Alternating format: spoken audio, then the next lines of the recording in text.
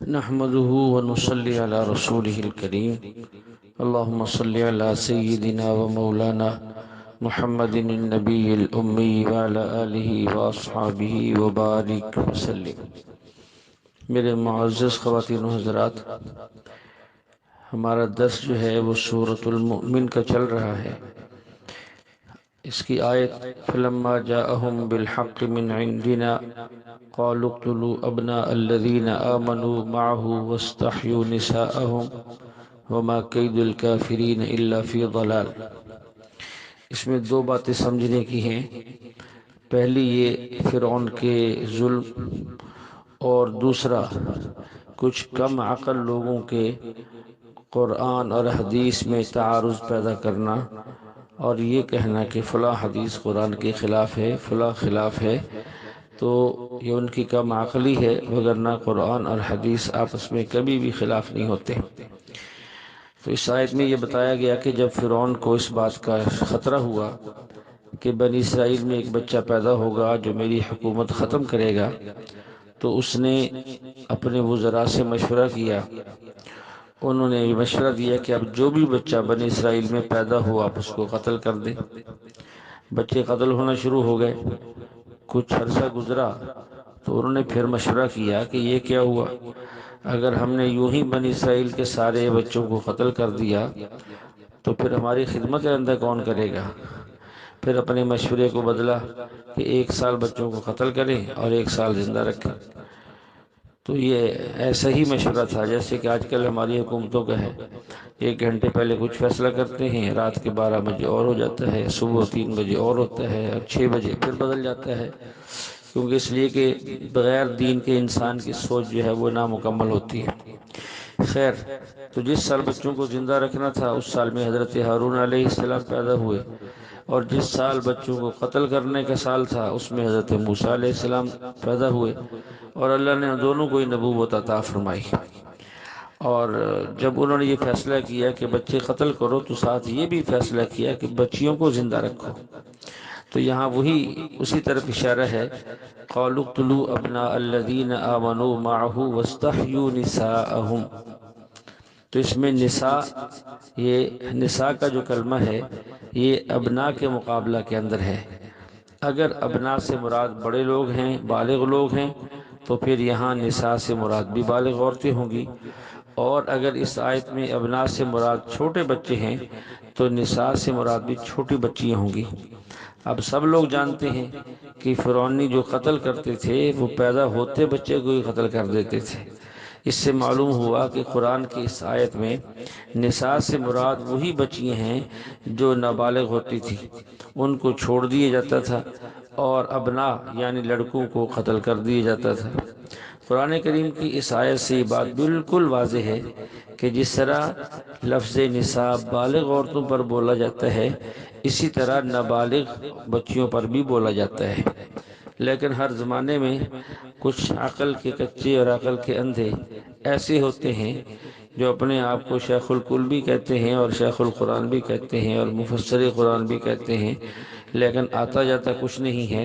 انہی میں ایک آدمی ہمارے قریب زمانے میں احمد سعید ملتانی کے نام سے، جو اشاعت التوحید و سنہ کا رئیس تھا اور ان کا بڑا خطیب شمار ہوتا تھا، اور اس پر یہ لوگ بڑا فخر کرتے تھے، تو اس نے بھی ایسی ہی جہالت کی ایک بات کی، اور ایک رسالہ لکھ دیا قرآن مقدس اور بخاری محدث۔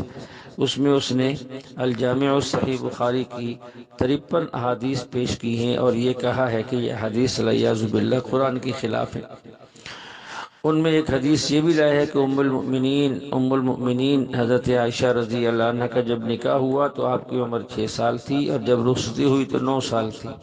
تو اس نے کہا یہ حدیث قرآن کے خلاف ہے، کیونکہ قرآن کہتا ہے فَانْكِحُوا مَا طَابَ لَكُم مِّنَ النِّسَاءِ مَثْنَىٰ وَثُلَاثَ وَرُبَاعَ۔ شادی نساء سے کرو، اور نساء کہتے ہیں بالغہ کو، اور عائشہ رضی اللہ عنہ نکاح اور رخصتی کے وقت نابالغ تھی۔ تو معلوم ہوا کہ بخاری کی روایت ٹھیک نہیں ہے اور جو قرآن کے خلاف ہے۔ تو عجیب بات ہے، بخاری کی روایت قرآن کے خلاف تب ثابت ہوتی جب نساء کا معنی بالغ عورت ہوتا، اور اگر قرآن بالغ کو بھی نساء کہے اور نابالغ کو بھی نساء کہہ دے تو پھر بخاری کی یہ حدیث قرآن کے قطعاً خلاف نہیں ہے۔ قرآن کریم میں نساء کا لفظ جیسے میں نے ابھی عرض کیا بالغ کے لیے بھی استعمال ہوا ہے اور نابالغ کے لیے بھی استعمال ہوا ہے۔ اب دیکھیے اس آیت کے اندر یا ایھا النبی قل لازواجک وبناتک ونساء المؤمنین یدنین علیہن من جلابیبہن، یہاں نساء کا لفظ بالغ عورتوں کے لیے استعمال ہوا۔ اے محبوب آپ کہہ دیجئے اپنی بیویوں سے، بیٹیوں سے، ایمان والی عورتوں سے کہ وہ پردہ کریں۔ اسی طرح جو آیت ہم نے ابھی پڑھی ہے سورۃ مؤمن کی قالوا اقتلوا ابناء الذین آمنوا معہ واستحیوا نساءہم، تو اس آیت میں نساء کا لفظ جو ہے وہ نابالغ بچیوں پر جو ہے، نابالغ عورتوں پر جو ہے، نابالغ بچیوں پر جو ہے بولا گیا ہے۔ تو قرآن کریم نابالغ کو بھی نساء کہہ رہا ہے اور بالغ کو بھی نساء کہہ رہا ہے، تو یہ حدیث جو ہے یہ قرآن کے خلاف کیسے ہوگی؟ اس لیے ہم کہتے ہیں کہ جس بندے کی نظر قرآن پہ نہیں ہوگی یا وہ بندہ قرآن اپنے اکابر اور بڑے بزرگوں سے جو اس فن کے ماہر تھے ان سے نہیں سمجھے گا، خود اپنے عقلی ڈکوسلے لڑائے گا، تو وہ قرآن سے فائدہ نہیں حاصل کر سکتا، بلکہ قرآن کو پڑھ کر خود بھی گمراہ ہوگا اور دوسروں کو بھی گمراہ ہوگا۔ اللہ جل شانہ ہمیں ایسی گمراہی سے محفوظ کرے۔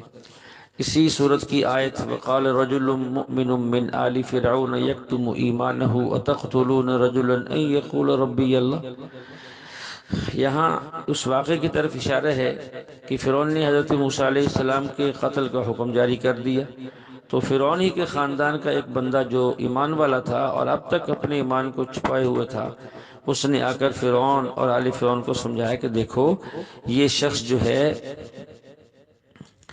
جو تمہیں کہہ رہا ہے اس کو کیوں قتل کرنا چاہتے ہو؟ وہ تو اتنی بات کہتا ہے کہ میرا رب اللہ ہے اور اس کی وہ دلیل بھی لے کر آیا ہے۔ اگر وہ جھوٹ بولتا ہے تو جھوٹ کا وبال اس پر ہوگا، اور اگر وہ سچ کہتا ہے تو جو چیز آئے گی وہ تم پر بھی آ جائے گی، اس لیے اس کو قتل نہ کرو۔ حضور علیہ السلام نے اس موقع پر فرمایا کہ صدیقین دنیا میں بہت کم ہیں، ان میں سے ایک رجل من آل فرعون یہ بھی صدیق ہے، اور دوسرا وجاء رجل من اقصى المدینہ یسعى جس کا ذکر سورۃ یاسین کے اندر ہے، حبیب نجار، اس کو بھی صدیق کہا گیا ہے، اور ایک اس امت میں حضرت ابو بکر صدیق رضی اللہ عنہ۔ تو آپ علیہ السلام نے فرمایا کہ ان سب صدیقوں میں جو افضل ہیں وہ حضرت ابو بکر ہیں۔ اب شبہ یہ ہے کہ اس حدیث سے معلوم ہوتا ہے کہ صدیق بہت کم ہیں، جبکہ قرآن پاک کے اندر ہے انعم اللہ علیہم من النبیین والصدیقین والشہداء والصالحین، کہ صدیق بہت ہوں گے۔ اور امام غزالی رحمۃ اللہ علیہ بھی احیاء میں لکھتے ہیں کہ 70 صدیقین کا اس بات پر اتفاق ہے کہ پانی پینے سے نیند بہت آتی ہے، تو امام غزالی رحمۃ اللہ علیہ 70 صدیق کہہ رہے ہیں، تو اللہ کے نبی علیہ السلام نے فرمایا کہ صدیق بہت کم ہیں۔ تو اس دونوں باتوں کو سمجھیں، اس حدیث کی مراد اور مطلب یہ ہے کہ صدیق کا وہ مقام جہاں تک کوئی پہنچتا ہے، ایسے صدیق تو کم ہوتے ہیں جو عکس نبوت کی طرح ہوں۔ ہاں ایسے صدیق جن کا قول فعل کے مطابق ہو، جن کا فعل قول کے مطابق ہو، ایسے صدیق بہت سارے ہوں گے، اس لیے اب کوئی اشکال کی بات نہیں رہی۔ اسی طرح جو ہے اسی صورت کی ایک آیت وَلَقَدْ جَاءَكُمْ يُوسُفُ مِنْ قَبْلُ بِالْبَيِّنَاتِ فَمَا زِلْتُمْ فِي شَكٍّ مِّمَّا جَاءَكُمْ بِهِ حَتَّى إِذَا هَلَكَ قُلْتُمْ لَن يَبْعَثَ اللَّهُ مِن بَعْدِهِ رَسُولًا، یہاں ایک بات کہی گئی ہے جس کو سمجھنا ضروری ہے، حَتَّى إِذَا هَلَكَ، حالانکہ یوسف علیہ السلام فوت ہوئے، وفات پائی، لیکن قرآن کہتا ہے ہلاکا، وہ ہلاک ہوئے۔ تو اس کو سمجھیں، زبانیں مختلف ہوتی ہیں، اس کے معنی ہر علاقے میں مختلف ہوتے ہیں۔ لفظ ایک ہوتا ہے، کسی علاقے میں اس کا مطلب اچھا لیا جاتا ہے اور کسی علاقے میں اس کا مطلب اچھا نہیں لیا جاتا۔ اگر یہ بات سمجھ میں آ جائے تو قرآن پاک کے سارے ایسے الفاظ جس کو سمجھنے میں دشواری پیدا ہوتی ہے وہ ختم ہو جائے۔ قرآن کہہ رہا ہے ہلاکا، حالانکہ یوسف علیہ السلام نے تو وفات پائی ہے۔ تو جیسے میں نے عرض کیا کہ ہر زبان کے اندر اس لفظ کا معنی، مطلب، مفہوم الگ الگ ہوتا ہے۔ عربی زبان کا معنی الگ ہے، ہماری اردو میں الگ ہے، دوسری زبانوں کے اندر الگ ہے۔ تو ایک ہی لفظ کے کئی معنی اور کئی معنوں میں وہ استعمال ہوتا ہے۔ ہمارے یہاں ہلاک کا لفظ اچھے معنوں میں استعمال نہیں ہوتا، ہم کہتے فلاں شخص ہلاک ہو گیا، تو اس کو اچھا لفظ نہیں سمجھتے۔ اور عربی میں ہلاک ہونا یہ دونوں معنوں میں استعمال ہوتا ہے۔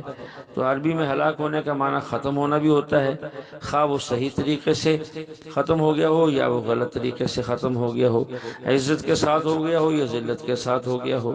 اردو میں ہلاک کا معنی عزت کے ساتھ نہیں ہے بلکہ ذلت کے ساتھ ہے۔ کہتے ہیں فلاں ہلاک ہو گیا، تو ہمارے ہاں یہ معنی درست نہیں، لیکن قرآن کریم کہہ رہے حتی اذا ہلاک، اب یہاں بھی لفظ ہلاک استعمال ہوا ہے، لیکن ان کا دنیا سے جانا عزت کے ساتھ تھا۔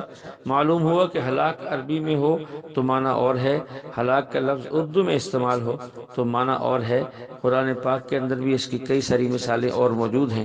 مثال کے طور پہ سورۃ والضحیٰ کے اندر اللہ فرماتے ہیں وَوَجَدَكَ ضَالًّا فَهَدَىٰ۔ اب اردو میں ضال کا معنی ٹھیک نہیں ہے، گمراہ کو اردو میں ضال کہتے ہیں، اور عربی میں ضال کا معنی ہمیشہ گمراہ نہیں ہوتا۔ ایک چیز کسی کے سامنے نہ ہو اسے کہتے ہیں ضال، اس کو چیز مل جائے اسے کہتے ہیں مہدی۔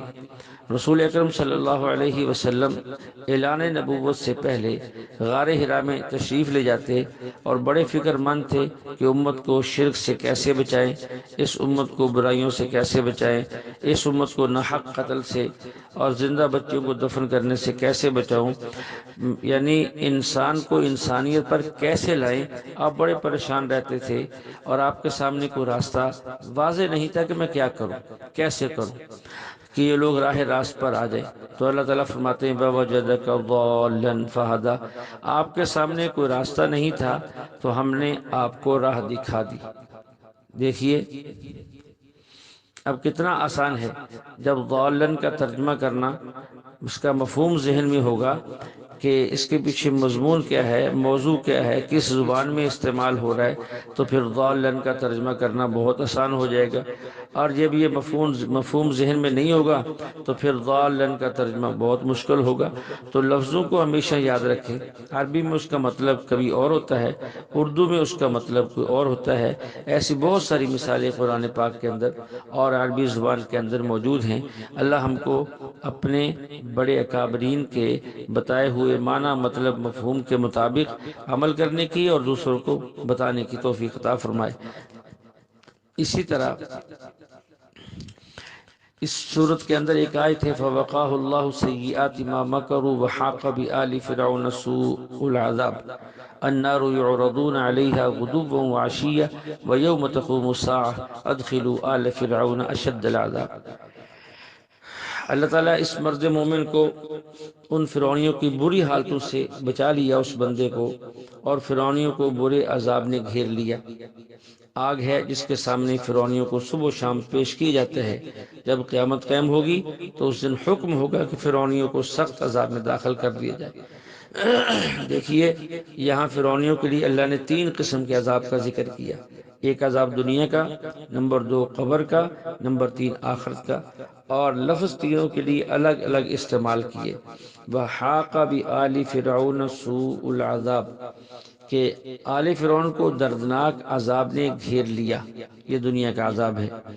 اس کی تفصیل ہم پہلے بھی پڑھ چکے ہیں کہ ان کے اوپر کیا کچھ عذاب نہیں آئے، کبھی مینڈک کا، کبھی طوفان کا، کبھی ٹڈیوں کا، کبھی جوؤں کا، کبھی مینڈکوں کا، اسی طرح اور بہت کچھ۔ دوسرا فرمایا النار یعرضون علیہا غدوا وعشیا، صبح و شام ان پر آگ پیش کی جاتی ہے، یہ قبر اور برزخ کا عذاب ہے۔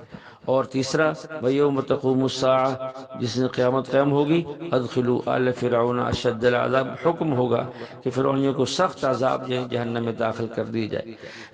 3 عذاب تھے تو لفظ تینوں کے لیے الگ الگ استعمال کیے ہیں، دنیا کے لیے الگ، برزخ اور قبر کے لیے الگ، آخرت کے لیے الگ، کیونکہ تینوں عذابوں کی جو نوعیت اور کیفیت ہے وہ الگ الگ ہے۔ دنیا کا عذاب کیا تھا؟ وحاق بآل فرعون سوء العذاب، جیسے ابھی میں بتا چکا ہوں، کبھی جوؤں کا عذاب، کبھی مینڈک کا عذاب، کبھی خون کا عذاب، کبھی ٹڈیوں کا عذاب۔ اور اسی طرح جب فرعونی سمندر کے قریب گئے، بنی اسرائیل تو گزر گئے لیکن یہ راستے میں پھنس گئے اور پانی نے ان کو ختم کر دیا، تو یہ دنیا کا عذاب تھا۔ سب کو عذاب نے اپنے اندر لے لیا اور گھیر لیا، اور اللہ کے اس عذاب سے ان کو کوئی نہ بچا سکا۔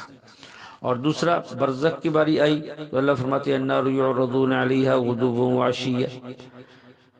یہاں آپ دو قسم کی روایات سمجھیں۔ ایک حدیث میں ہے حضرت عبداللہ ابن مسعود رضی اللہ عنہ فرماتے ہیں، جو بہت سے مفسرین نے بھی نقل کی ہے، کہ آل فرعون کی جو روحیں ہیں یہ کالے رنگ کے پرندوں کے پیٹوں میں لا کر صبح و شام جہنم پر پیش کی جاتی ہیں اور ان کو جہنم پر لے آتے ہیں، پھر ان کو دکھاتے ہیں کہ تمہارا ٹھکانہ ہے۔ اور دوسری روایت جو الجامع الصحیح بخاری میں عبداللہ بن عمر رضی اللہ عنہ سے ہے کہ آپ علیہ السلام نے فرمایا، موت کے بعد انسان کو صبح و شام وہ مقام دکھایا جاتا ہے جہاں اس نے قیامت کے اور حساب و کتاب کے بعد رہنا ہے اور پہنچنا ہے۔ اگر شخص مومن ہے تو اس کو اس کا ٹھکانہ جنت دکھایا جاتا ہے حساب و کتاب کے بعد کہ تم نے یہاں جانا ہے۔ اگر وہ کافر شخص ہے تو اسے جہنم کا ٹھکانہ دکھایا جاتا ہے کہ بالآخر تم نے یہاں پہنچنا ہے۔ اب بعض لوگ حضرت عبداللہ ابن مسعود رضی اللہ عنہ والی روایت لیتے ہیں اور حضرت عبداللہ بن عمر والی روایت کو چھوڑ دیتے ہیں، کہتے ہیں عذاب روح کو ہوتا ہے، کیونکہ عبداللہ ابن مسعود فرماتے ہیں عالم برزخ میں فرعونیوں کی روحیں جو کالے رنگ کے پرندوں کے پیٹ میں ہوتی ہیں ان کو جہنم دکھائی جاتی ہے۔ لیکن اس بات کو سمجھنے کی ضرورت ہے، ایک روایت کو لینا اور ایک کو نہ لینا یہ درست نہیں ہے، بلکہ تمام روایت کو جب تک نہیں دیکھیں گے اس وقت تک عقائد اور مسائل واضح نہیں ہو سکتے۔ الجامع الصحیح بخاری میں حضرت عبداللہ بن عمر رضی اللہ عنہ کی جو روایت ہے اس کو بھی دیکھو کہ مومنین کو ان کا ٹھکانہ جنت اور کفار کو ان کا ٹھکانہ جہنم دکھایا جاتا ہے۔ میرے الفاظ پہ غور کریں، ایمان والوں کو ان کا ٹھکانہ جنت اور بے ایمان لوگوں کو ان کا ٹھکانہ جہنم دکھایا جاتا ہے۔ عبداللہ بن مسعود رضی اللہ عنہ کی روایت کو دیکھیں تو معلوم ہوتا ہے عالم برزخ میں روح کو عذاب دکھایا جاتا ہے۔ عبداللہ بن عمر کی روایت کو دیکھیں تو معلوم ہوتا ہے جسم کو دکھایا جاتا ہے۔ تو یہ تمہارا ٹھکانہ ہے۔ تو یہ بات ہم پہلے بھی عرض کر چکے ہیں اور بار بار عرض کر چکے ہیں کہ ہم اہل سنت والجماعت کا موقف اور مسلک یہ ہے کہ موت کے بعد عذاب ہو یا ثواب ہو وہ اصلاً روح پہ آتا ہے اور روح کے واسطہ سے جسم پر وارد ہوتا ہے۔ اب یہ دونوں روایتیں جمع ہو جائیں گی کہ نہ ثواب و عذاب صرف روح کو ہے اور نہ صرف جسم کو ہے، بلکہ روح اور جسم دونوں کو ہے۔ اصلاً روح پر آتا ہے، اس کے واسطہ سے پھر جسم پر آتا ہے۔ مومنین کی ارواح علیین میں چلی جاتی ہیں تو روح کا تعلق جسم کے ساتھ رہتا ہے، کفار کی ارواح سجین میں چلی جاتی ہیں تو بھی روح کا تعلق جسم کے ساتھ رہتا ہے۔ جسم قبر میں رہ کر جو اپنا ٹھکانہ دیکھتا ہے یہ روح کے تعلق کی وجہ سے دیکھتا ہے، اس لیے ہم کہتے ہیں کہ ثواب اور عذاب روح اور جسم دونوں کو ہوتا ہے۔ اس کی نوعیت کیا ہوتی ہے؟ حدیث پاک میں ہے کہ اگر قبر میں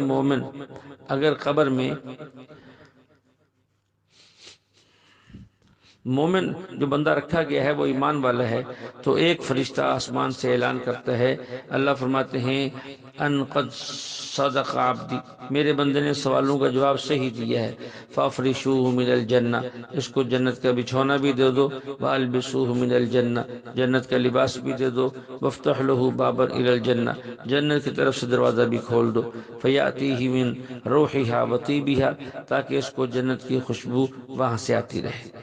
تو مومن جنت میں داخل نہیں ہوا بلکہ اپنی قبر میں ہے، اس پر جنت کھل رہی ہے، اسے کہتے ہیں عرض جنت۔ قبر میں اگر کافر ہے تو اعلان ہوتا ہے ان کذب، اس نے جھوٹ بولا، فافرشوا من النار والبسوا من النار، اس کا بستر بھی جہنم کا بچھا دو، لباس بھی جہنم کا دے دو، وافتح له بابا الى النار، جہنم کی طرف دروازہ بھی کھول دو، فیاتیہ من حرها وسمومها، تاکہ جہنم کی گرمی اور لو اس کو قبر میں پہنچتی رہی۔ تو کافر جہنم میں بھی داخل نہیں ہوا، ابھی قبر میں ہے، اس پر جہنم کھلتی ہے، اسے عرض کہتے ہیں۔ یہی اللہ نے بتایا النار یعرضون علیہا غدوا وعشیا، کہ صبح و شام جو ہے آگ پر پیش کی جاتے ہیں۔ اس لیے ہمارا مسلک بالکل واضح ہے، اس میں کسی قسم کا شبہ نہیں کہ عذاب و ثواب قبر بھی ہے، اس کی نوعیت عرض جنت اور عرض نار کسی ہے، جیسا کہ ہم نے عرض کیا ثواب جنت اور عذاب جہنم بھی ہے، اس کی نوعیت دخول جنت اور دخول جہنم کی ہے۔ بس مختصر یہ ہے، ہم پھر اس بات کو دہراتے ہیں تاکہ اللہ کے عقائد ہمیں سمجھ کے اندر آ جائیں۔ دنیا کے اندر اصلاً چیز جو ہے وہ جسم پر وارد ہوتی ہے اور جسم کے واسطہ سے روح پر منتقل ہوتی ہے، اور مرنے کے بعد اصلاً روح پر وارد ہوتی ہے اور روح کے واسطہ سے جسم پر وارد ہوتی ہے۔ اس لیے اگر بعض اکابرین نے، بعض اہل علم نے لفظ روح کہیں استعمال کیا ہے تو اس کا مطلب یہ نہیں ہوتا کہ جسم کو اس کا اثر ہی نہیں پہنچتا، کیونکہ اصلاً روح پر وارد ہوتی ہے، اس لیے صرف لفظ روح بول دی جاتا ہے تاکہ سمجھنے کے لیے آسانی ہو۔ اللہ جل شانہ سے دعا ہے اللہ ہمیں کلام مقدس کو سمجھنے کی توفیق عطا فرمائے۔ وآخر دعوانا ان الحمد للہ رب العالمین۔